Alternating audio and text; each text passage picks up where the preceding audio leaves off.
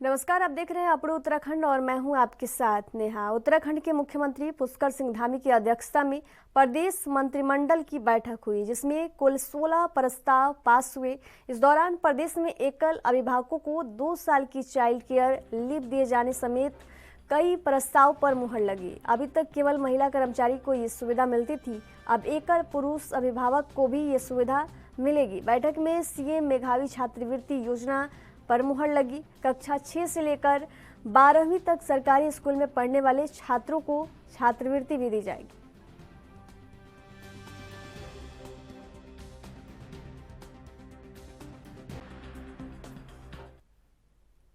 उत्तराखंड के रुड़की में पुलिस ने नकली सीमेंट बनाने वाली फैक्ट्री का भंडाफोड़ किया है। पुलिस ने नकली सीमेंट की बरामद भी की है। भगवानपुर पुलिस को सूचना मिली थी कि पुहाना निवासी जग्गू राणा अपने घर में नकली सीमेंट बना रहा है, जो कि पहले भी जेल जा चुका है।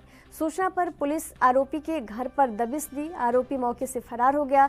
पुलिस ने आरोपी के घर से नकली सीमेंट के कट्टे और सीमेंट बनाने का सामान उपकरण बरामद किए। मौके पर अल्ट्राटेक सीमेंट के इंजीनियर को भी बुलाया गया, जिसके द्वारा बरामद सीमेंट को नकली सीमेंट होना बताया। पुलिस ने आरोपी के खिलाफ मुकदमा दर्ज कर लिया है और फरार आरोपी की तलाश में पुलिस जुट गई।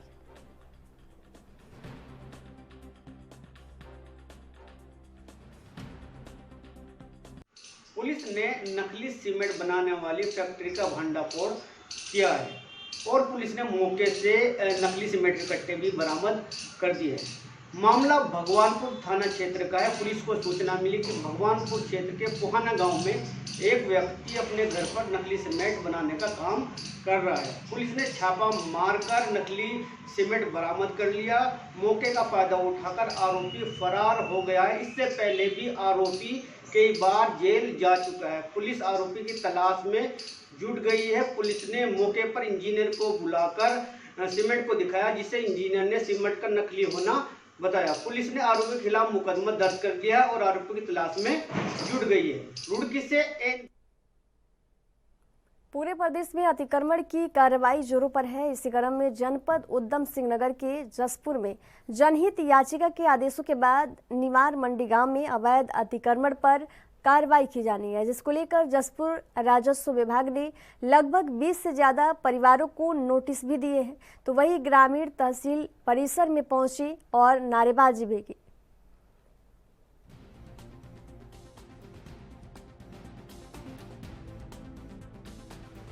वाला हूँ, मेरे साथ पूरा गांव है, जिसमें कि महिला, औरतें, बच्चे, बुजुर्ग सब लोग आए हुए हैं, जो गरीब बेचारे हैं, मजदूर लोग हैं। एक सूरज सिंह प्रजापति ग्राम निवार मंडी का रहने वाला है, जिसने हाई कोर्ट में जनहित याचिका डाली है कि गांव में अतिक्रमण खाली कराया जाए।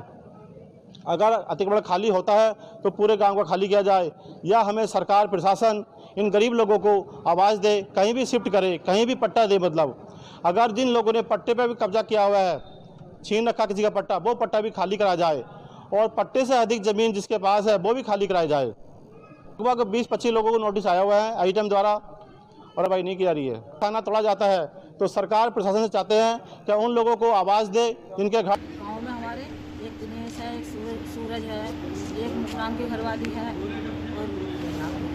और एक सुमित्रा है और सोमपाली वो सुकंतला, ये सब लोग उनसे पैसा मांगते हैं।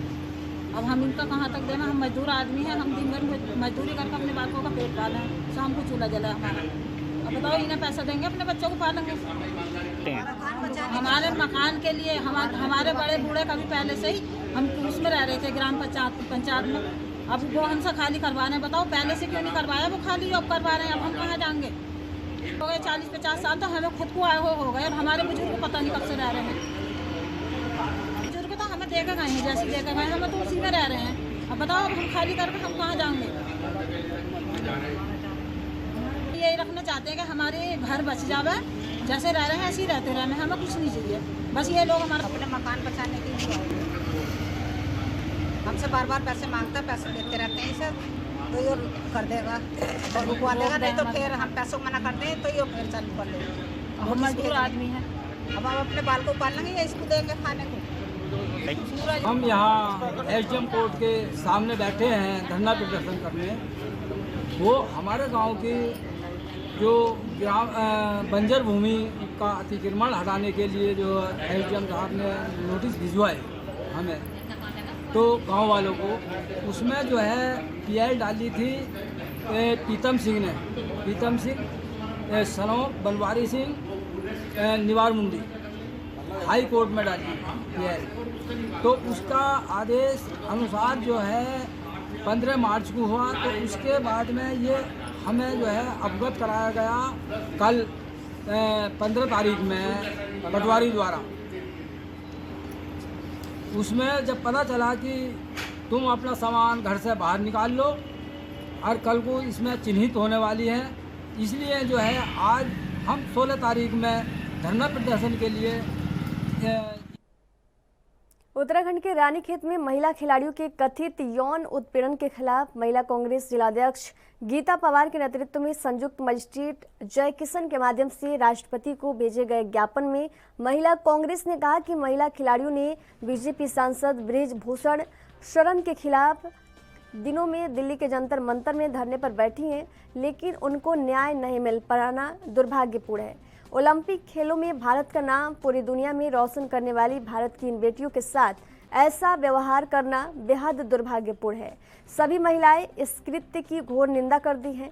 राष्ट्रपति से घटना का अविलंब संज्ञान लेकर आरोपित बीजेपी सांसद बृजभूषण की सदस्यता निरस्त कर उनको दंडित किए जाने का आग्रह किया गया।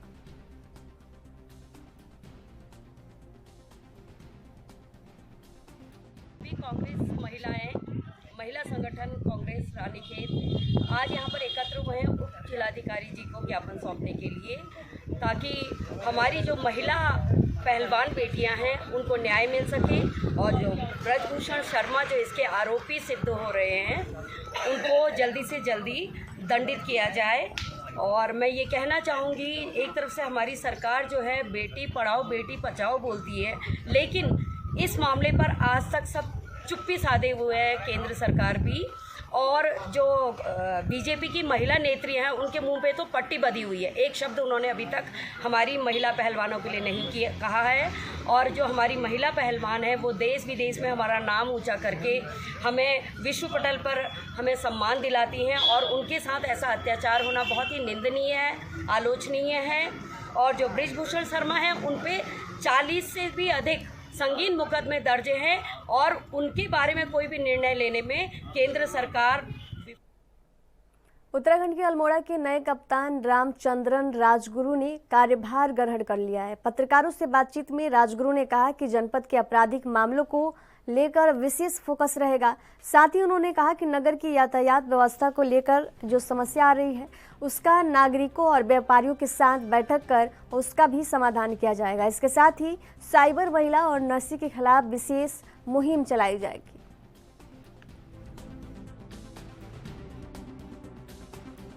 ज्वाइन किया है और मैंने जितना अभी तक इसके बारे में स्टडी किया यहाँ की समस्याओं के बारे में, जिसका पुलिस से सरोकार और यहाँ के समाज के जो जितने भी लोगों से सरोकार है, उन समस्याओं को हम सॉल्व करने का प्रयास करेंगे। और इसमें कुछ समस्याएं जो कि अभी मेरी समझ में आई, एक तो नशे का यहाँ पे जो चलन हो रखा है, स्मैक का, और जो बाहर से अफीम और ये जो आता है ड्रग्स, उस पर हम लोग वर्क करने का प्रयास करेंगे। हमारे यहाँ ENTF बनी, उनको सशक्त करेंगे। जो SOG की टीम से उनको लगाई जाएंगी, नशे के खिलाफ जो अभियान उसको सशक्त किया जाएगा। इसके अलावा यहाँ पे ट्रैफिक की समस्या है, क्योंकि पार्किंग की समस्या है, उन पर हम लोग जो स्टेक होल्डर्स हैं उनसे बात करेंगे। उनमें साइबर अपराध के प्रति लोगों को कैसे जागरूक करें ताकि वो इसका एक शिकार ना बने, प्रिवेंशन हो जाए। Prevention is the most important thing.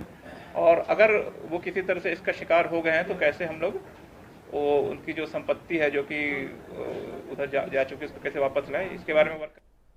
Uttarakhand के पौड़ी में जिलाधिकारी डॉक्टर आशीष चौहान ने जल जीवन मिशन की समीक्षा ली। उन्होंने जल संस्थान और जल निगम के अधिकारियों को निर्धारित लक्ष्य के सापेक्ष कार्य पूर्ण करने के निर्देश दिए।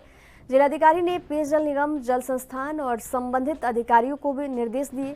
लक्ष्य के सापेक्ष शेष कार्यों को 15 जून तक पूर्ण करने के निर्देश दिए गए। उन्होंने अधीक्षण अभियंता जल निगम को सभी अधिशासी अभियंताओं के स्तर पर कंट्रोल रूम स्थापित करने हेतु प्रतिदिन हो रहे कार्यों की फोटोग्राफ के साथ विवरण प्रस्तुत करने के निर्देश दिए।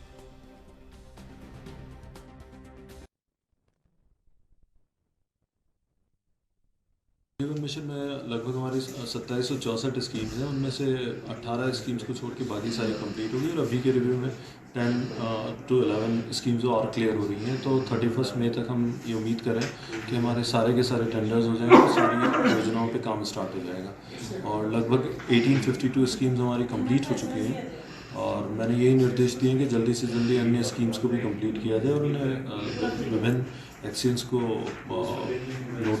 नोटिस भी हम लोग सर्व कर रहे हैं और साथ ही लगभग उन्हें टारगेट्स भी।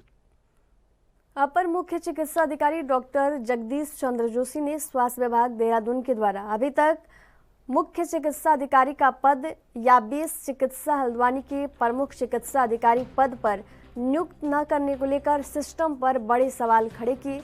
जगदीश चंद्र जोशी ने मीडिया से बातचीत में बताया कि 2 साल और 8 माह से नैनीताल में अपर मुख्य चिकित्सा अधिकारी द्वितीय के पद पर कार्यरत हैं और आज तक 29 साल की राजकीय सेवा दे चुके हैं, लेकिन 10 साल के बाद भी उन्हें वरिष्ठता के आधार पर प्रमोशन तक नहीं दिया गया, जबकि अन्य जूनियर डॉक्टरों को संयुक्त निदेशक पर प्रमोशन दिया गया है, जिसके लिए डॉक्टर जगदीश चंद्र जोशी ने स्वास्थ्य विभाग देहरादून से प्रमोशन की मांग करते हुए पूरे सिस्टम पर सवाल खड़े किए।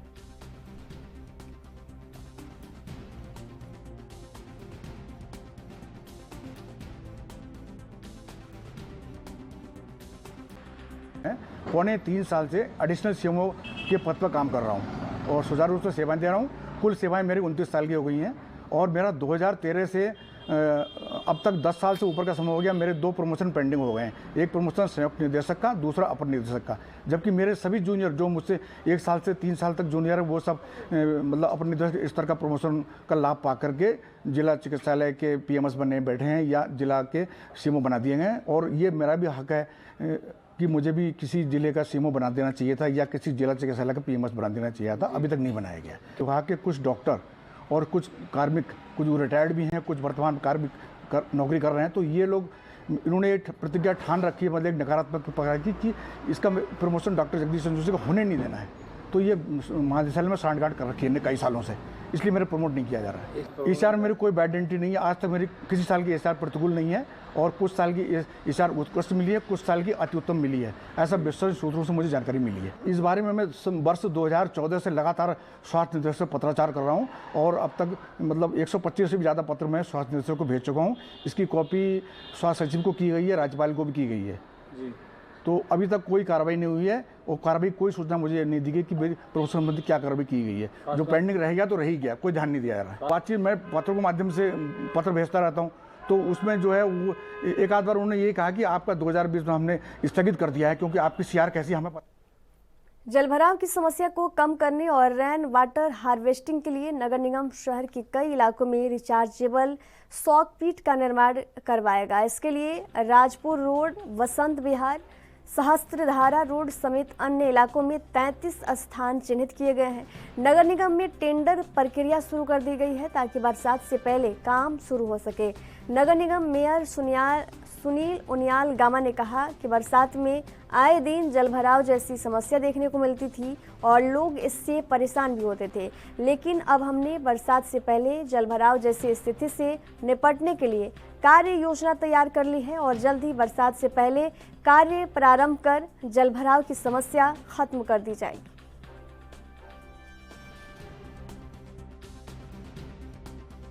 कि जलभराव ना हो इसके लिए लगातार जो है नगर निगम काम कर रहा है। अभी भी हमने कुछ सॉकेटों के जो है टेंडर करे हैं और जहां निकासी की संभावना नहीं है, जहां निकासी नहीं हो पा रही है, वहां सॉकेट बना के जो है ताकि बरसात में जलभराव ना हो, ऐसे हर वार्ड में जो है हम सर्वे भी कर रहे हैं और एक सिंचाई विभाग भी एक पूरा मास्टर प्लान जो है शहर में नालियों को लेकर बना रहा है, उससे भी बड़ी राहत मिलेगी। और कुछ काम जो है हमारी स्मार्ट सिटी से भी हो रहे हैं, कुछ पीडब्ल्यूडी से भी हो रहे हैं, उस शहर में कहीं भी जल भराव ना हो, इसके लिए सभी विभाग भी प्रयास करते हैं और हमारी सरकार की प्राथमिकता है कि शहर जो है, देहरादून शहर जो है, जो स्मार्ट सिटी के काम भी चल रहे हैं, अन्य विभागों के काम भी चल रहे हैं और आने वाले समय में बरसात के साथ साथ जो है, अभी कल मैंने एक मीटिंग भी बुला रखी है अधिकारियों की, जहाँ जहाँ हमारे स्मार्ट सिटी के काम चल रहे हैं, जहाँ PWD के काम चल रहे हैं, जहाँ नालियों के विशेष तौर से नालियों के काम चल रहे हैं, उसमें क्या प्रगति है। और हमारा प्रयास रहेगा कि हम बरसात से पहले ये जो खुदाई वाले काम है, ये बरसात से पहले सब कंप्लीट हो जाने चाहिए, ताकि बरसात में जो है जल भराव भी ना हो और बरसात में किसी किस्म की जनता को कोई परेशानी ना हो। इसके लिए नगर निगम लगातार प्रयासरत है। नगर निगम का प्रयास है कि किसी कीमत में भी जनता को कोई परेशानी। यहाँ रुकेंगे एक छोटे से ब्रेक के लिए। ब्रेक के बाद जल्द हाजिर होंगे। देखते रहिए ANB न्यूज़।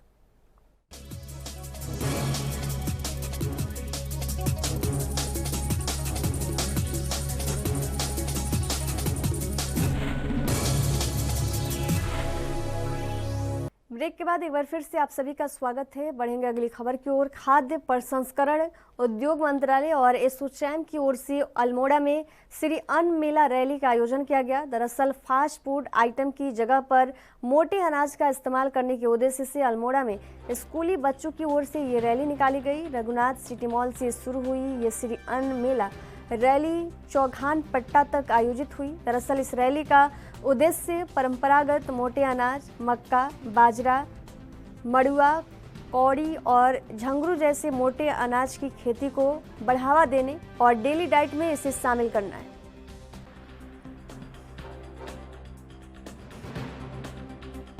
आज सुबह हमने ये 200 बच्चों की एक रैली निकाली है ताकि जो कॉमन पब्लिक है, जो अल्मोड़ा की जनता है, जिनके जीवन से मोटा अनाज अब गायब हो गया है, बहुत कम कंज्यूम होता है, उनको ये बताया जाए कि इसके क्या स्वास्थ्य लाभ हैं और इसको कंज्यूम हम जो रेगुलर हमारे डेली के फूड हैं जैसे कि पिज़्ज़ा है, मोमोज़ है, मैगी है, उस तरीके से भी कंज्यूम किया जा सकता है। लोगों की जो धारणा है कि मंडुआ या जो मोटा अनाज है वो सिर्फ रोटी और चावल ही है, ऐसा नहीं है। जो हमारे रेगुलर या फास्ट फूड हैं वो भी मंडुआ के हमारे बन सकते हैं। तो हमारा उद्देश्य यही है कि सब लोगों में ये जागरूकता फैलाई जाए कि मोटा अनाज को कंज्यूम किया जाए और अपने स्वास्थ्य को।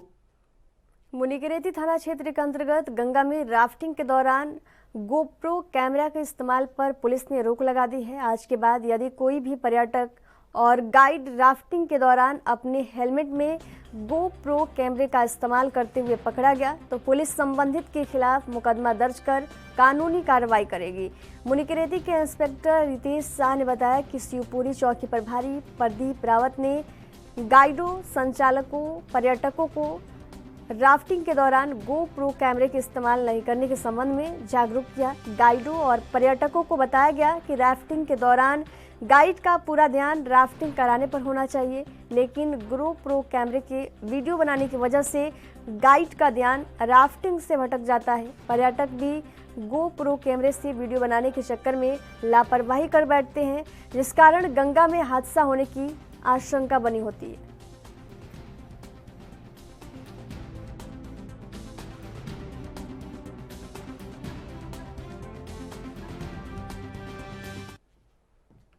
उत्तराखंड के अल्मोड़ा में आर्मी अब अपने भूतपूर्व सैनिक और वीरंगनाओं की समस्या के समाधान को लेकर स्पर्श कार्यक्रम अल्मोड़ा में 22 राजपूत रेजिमेंट के गोरखा खाल में आयोजित किया गया, जिसमें सैकड़ों भूतपूर्व सैनिक और वीरंगनाओं ने अपनी समस्याओं को सैन्य अधिकारियों के सामने रखा, जिसका अधिकारियों के द्वारा उनकी समस्याओं को निवारण मौके पर ही किया गया। इस दौरान केंद्र सरकार के द्वारा दी जाने वाली योजनाओं के बारे में उनको जानकारी भी दी गई। वही स्पर्श कैंप कर्नल विनोद कुमार ने बताया कि देश भर में पुरुष सैनिकों और वीरंगनाओं की समस्याओं के समाधान के लिए कैंप आयोजित किया जा रहा है।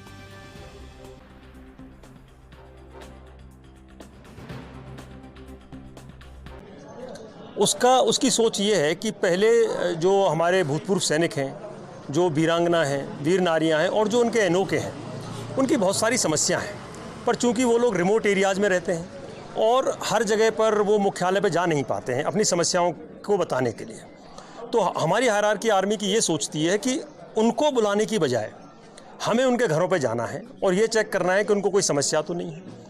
कई बार समस्याएं जैसे कि उनकी पेंशन से रिलेटेड होती हैं, कई बार समस्याएं उनकी डिटेल से रिलेटेड होती हैं, जो डिटेल उनकी अपडेटेड नहीं है, उनकी बैंक्स में समस्याएं होती हैं, उनके कई बार आप देखोगे कि पीसीडी वगैरह की समस्याएं, कुछ रिकॉर्ड से समस्याएं, तो वो हर जगह पे नहीं जा पाते हैं। तो उस उद्देश्य के हिसाब से हम उनके पास में आए हैं, अपनी वीरांगनाओं के पास में, अपने भूतपूर्व सैनिकों के पास में, और ये हम रिमोट एरियाज़ को कवर कर रहे हैं। तो वीरांगनाओं को ये देना चाहता हूँ कि आर्मी हायरार्की ये सोचती है कि आपने इन लोगों ने जितना अपना स्वर्णिम समय आप देखेंगे कि यूनिटों में लगाया, रेजिमेंट्स में लगाया है, तो आज भी उनकी यूनिटें, उनकी रेजिमेंट्स उनको याद करती हैं। और हम एक अटूट इस जो हमारा वर्तमान सैनिक का और जो भूतपूर्व सैनिक का जो अटूट संबंध है ना, उसको और मजबूत बनाना चाहते हैं। उत्तराखंड के पूर्व मुख्यमंत्री हरीश रावत ने प्रदेश में कांग्रेस से जुड़ी यात्रा शुरू करने जा रहे हैं। इनके इस पहल का कांग्रेस के वरिष्ठ नेता समर्थन कर रहे हैं, तो वही बीजेपी ने हरीश रावत को लेकर कटाक्ष किया। आपको बता दें कि पूर्व मुख्यमंत्री हरीश रावत ने सोशल मीडिया के जरिए अपनी बात कही। पूर्व सीएम रावत के अनुसार वे अपना समय उत्तराखंड और खासकर हरिद्वार अल्मोड़ा को देंगे। तो वही कांग्रेस प्रदेश उपाध्यक्ष मथुरा दास जोशी ने कहा कि पार्टी के वरिष्ठ नेता हरीश रावत एक अच्छा पहल करने जा रहे हैं, इससे कांग्रेस मजबूत होगी। वही बीजेपी के प्रदेश प्रवक्ता विपिन कैथोला ने कहा कि कांग्रेस और हरीश रावत दोनों कंफ्यूज्ड हैं। उन्होंने हरीश रावत को लेकर कई सारे सवाल किए हैं।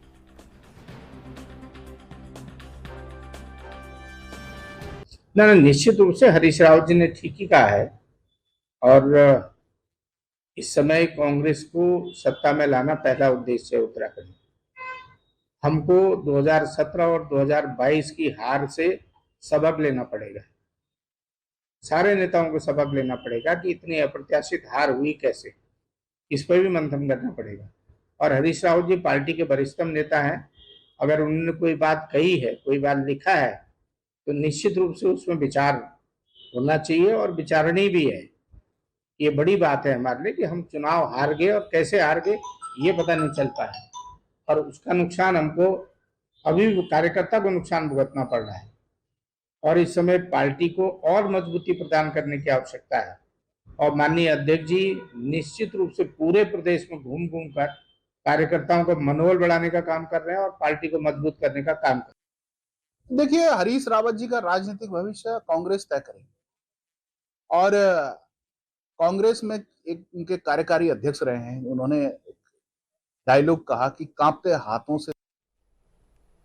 अपने उत्तराखंड के सफर में फिलहाल दीजिए जाने की इजाजत। देखते रहिए एनबी न्यूज। नमस्कार।